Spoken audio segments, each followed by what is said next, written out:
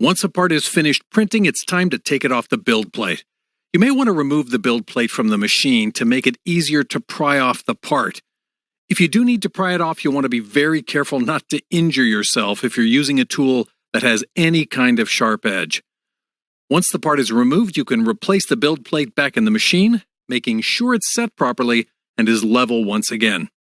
If you're done printing parts for the day, or any extended period of time, be sure to shut it down and remove any printing material that may clog the machine or cause problems down the line. It's a great feeling once a successful 3D print is finished. You may be eager to grab it and quickly remove it from the build plate. However, there's some things to consider before taking it off. Because of the use of adhesion materials on FDM printers, blue painter's tape, hairspray, or a glue stick, some prints may be tough to remove. Using a glue stick may be the trickiest of the three. You want to be sure that removing the part doesn't damage it in the process. Here are some suggestions on removing the part properly off the build plate. Extreme care should be used when removing the part off the build plate. In many cases, you may need to pry a part off using a tool. Using a putty knife is a great tool to get under the part and pry upward. This doesn't have a particularly sharp edge. Whether you're using a semi-sharp tool like this one, or potentially something with a sharper edge, you should always pry away from your body to avoid injury. In addition, parts will always be easier to remove as soon as possible after print completion, as opposed to trying to remove them after it's sat around for a while. You can also be strategic during the design phase. You can integrate a feature on the base of the part that will allow you to easily remove it. A pry slot located around the outer edge will greatly aid in this process, but may not always be possible given the part's design and geometry. Once the part has been removed, it's also the best time to make sure that the build plate is also free of any leftover material and ready to be used again. In the case of the Formlabs SLA printer we're using, the manufacturer has supplied a fixture in which to mount and hold the build platform for easier part removal.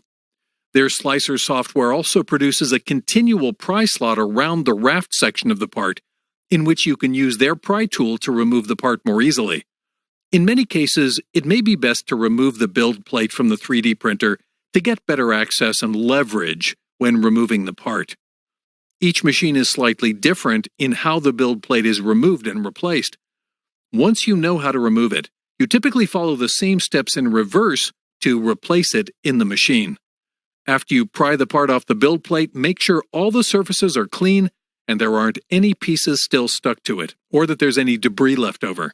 This will help ensure that the plate will nest back into the machine securely.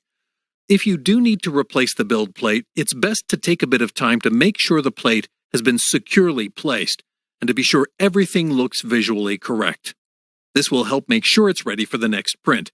If the plate looks crooked or doesn't seem secure in its position, it's best to remove it and try again. Some printers also have a leveling procedure you can follow after the build plate has been replaced, which will guarantee that the build plate is flat before printing your next part. If you're done printing parts for the day, you'll want to make sure the machine is either in rest mode or it's shut down. If it's not going to be used again right away, it's best to fully shut down the machine and power it off. Most FDM printers will do just fine leaving cold material in the extrusion nozzle, but it's recommended to purge any material from it using the load or purge function of the machine if it's going to sit for any extended period of time. For SLA printers, you can simply empty any unused resin back into the cartridge of the machine if it will not be used for some time. The resin is UV sensitive, so be sure it's not exposed to direct UV light prior to adding it back in the cartridge. This could cause misprints and other issues in the machine in the future.